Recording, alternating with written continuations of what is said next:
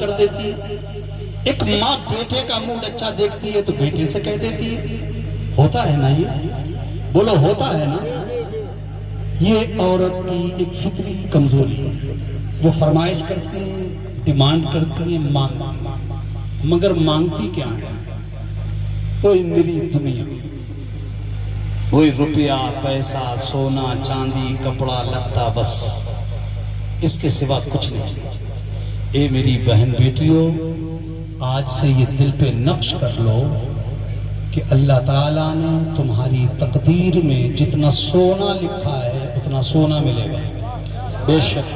جتنی چاندی لکھی ہے اتنی چاندی ملے گی بے شک. اب یہ سونا اور چاندی کی جب بات نکل آئی ہے تو ایک مسئلہ سن لو اسی بیچ، تاکہ وہ کام بھی صاف ہوتا چلا جائے.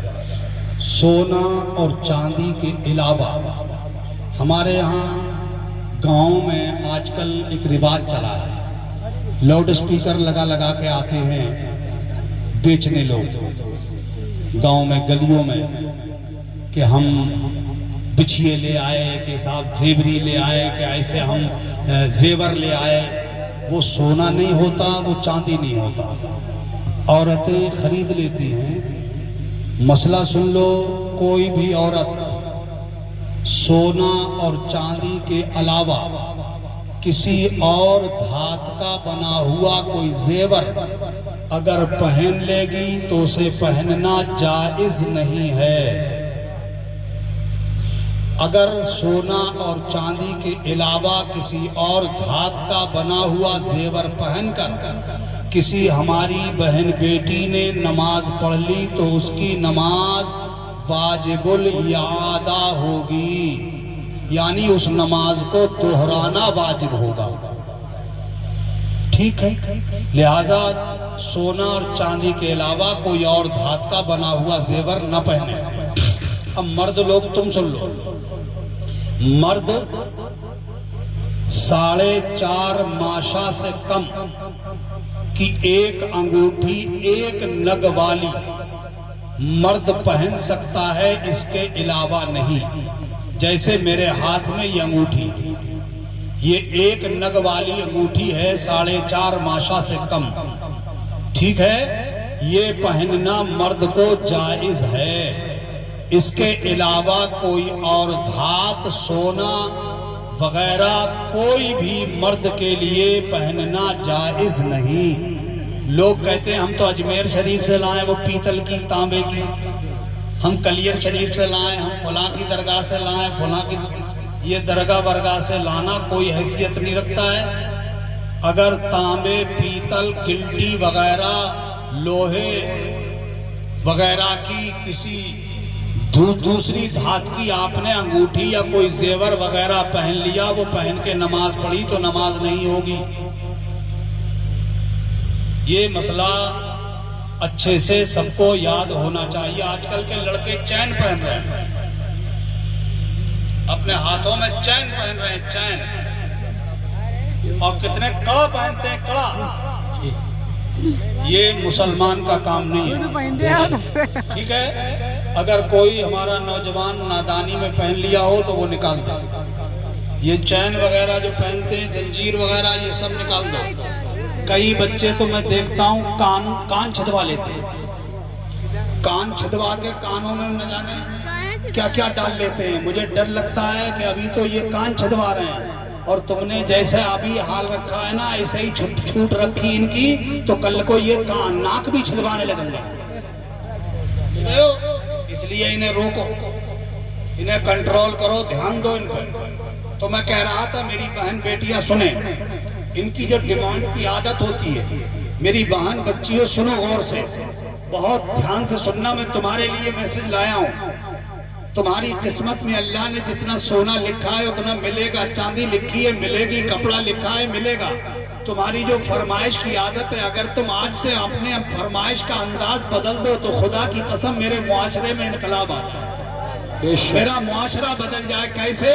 تم میرے رسول کی شہزادی، میرے مصطفیٰ کی بیٹی، مختومہ کائنات، سجدہ کائنات، حضرت سجدہ طیبہ طاہرہ عابدہ زاہدہ پارسہ عفیفہ خاتون جنت حضرت فاطمہ زہرا سب بولو سبحان اللہ۔ سبحان اللہ سبحان اللہ۔ میرے رسول کی بیٹی شہنشاہ کونین کی لاڈلی حضرت فاطمہ زہرا کا کہ دنیا میں کسی عورت سے کوئی مقابلہ ہے؟ جی نہیں۔ کوئی برابری ہے؟ کوئی مساوات ہے؟ نہیں نہیں نا۔ سچائی یہ ہے کہ ساری کائنات کی بیٹیاں ایک طرف بے شک اور میرے مصطفیٰ کی تنہا شہزادی ایک طرف، بے شک سبحان اللہ۔ کوئی مقابلہ نہیں۔ مگر سن لو میری بہن بیٹیوں، تم اپنی زندگی میں ان کی زندگی کا ایک نمونہ اتار لو، ان کی زندگی کی طرح تم زندگی گزارنا شروع کر دو۔ اللہ اکبر۔ میاں جب ماں نماز والی ہوتی ہے نا، خدا کی قسم تو اس کا بیٹا بھی کتنا عظیم ہو جاتا ہے۔ سنا ہوگا نا تم نے حضرت سید الشہداء امام عالی مقام سرکار امام حسین علیہ جدہ و علیہ الصلوۃ والسلام ارشاد فرماتے کہ ہم بچے تھے، بچپنے میں ہماری ماں سیدہ فاطمہ عشاء کی نماز پڑھ کر ہم بچوں کو تو سلا دیتی تھی مگر خود نہیں سوتی تھی۔ آج میں پوچھنا چاہتا ہوں، اپنے اپنے گھروں میں جھانک کے دیکھنا، آج کتنی مائیں گھروں میں عشاء کی نماز پڑھتی ہیں؟ کتنے گھروں میں آج کی اماں، آج کی بیٹی، آج کی بہن گھر میں کتنی نماز پڑھتی ہیں؟ اور تمہیں تو کچھ ہوتا ہی نہیں ہے۔ ہماری بیٹی نماز نہ پڑھے تمہیں کوئی فرق نہیں پڑتا، بیٹی نماز نہ پڑھے، بہن نماز نہ پڑھے، بیوی نماز نہ پڑھے، کوئی نماز نہ پڑھے، تم پہ کوئی فرق نہیں آتا۔ تم تو کچھ کہتے ہی نہیں ہو۔ کیوں؟ اب کہتے کیوں نہیں ہو؟ اس لیے کہ تم خود نہیں پڑھتے ہو۔ تو ان سے کہو گے کیا؟ اگر تم ان سے کہو گے تو وہ پلٹ کے تم سے کہہ دیں گے ہم ہی سے کہہ رہے ہو، تم بھی تو پڑھ لیں گے۔ جی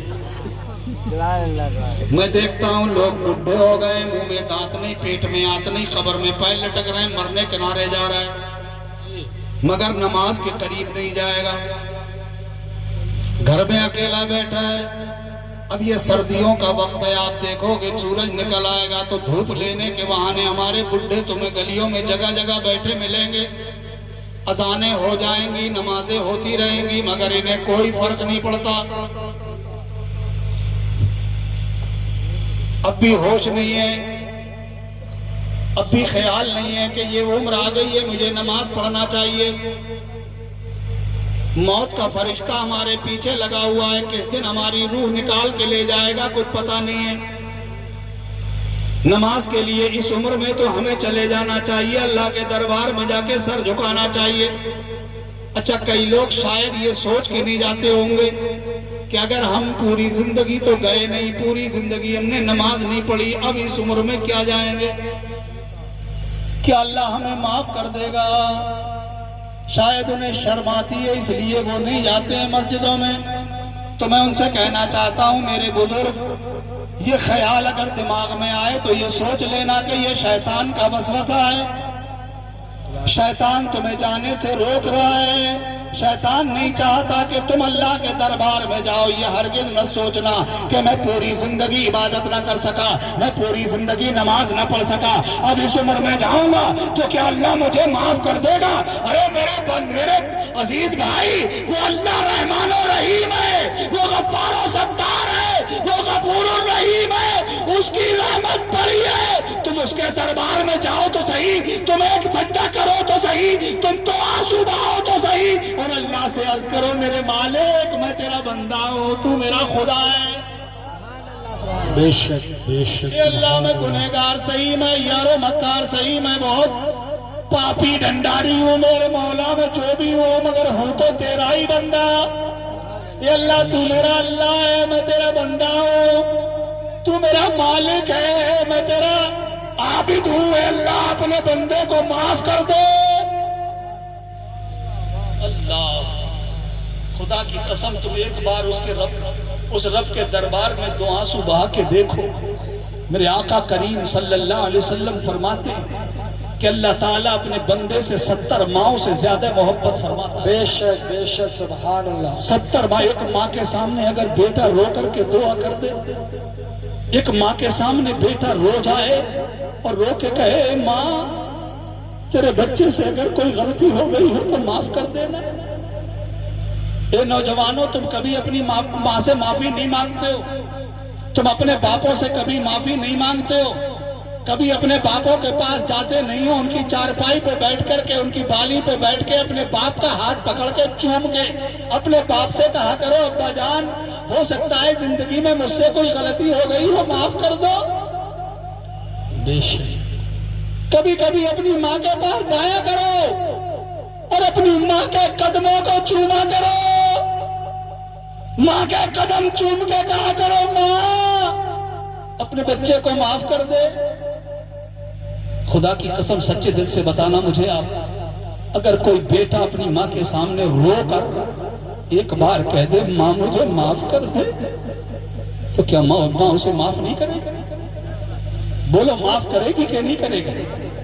کرے گی نا، مگر تم کیا جانو ماں کی محبت کیا ہے، تم کیا جانو باپ کی محبت کیا ہے، تمہیں اس کا احساس نہیں ہے کہ باپ اپنی اولاد سے کتنی محبت کرتا ہے، ایک ماں اپنے بچے کو کتنا چاہتی ہے، تمہیں اس کا احساس نہیں ہے۔ تمہیں تو اس وقت پتا چلے گا جب تمہارے اولاد ہو جائے، تب احساس ہوگا تمہیں کہ ماں کتنی محبت کرتی ہے، باپ کتنی محبت کرتا ہے۔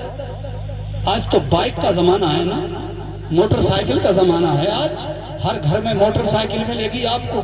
اے بچوں، نوجوانوں، ذرا غور سے سننا میری بات، تمہارے گھر میں موٹر سائیکل کھڑی ہو نا، اور جب تم موٹر سائیکل کے اسٹیئرنگ پہ ہاتھ رکھتے ہو اور تمہاری ماں کو یہ لگ جائے کہ میرا بیٹا کہیں جانے والا ہے، تو ماں تڑپ کے آتی ہے، بچے کے سامنے آ کے کہتی ہے میرے لال آرام سے جائیے بیٹا، دھیرے دھیرے جانا، سنبھل کے جانا میرے بچے۔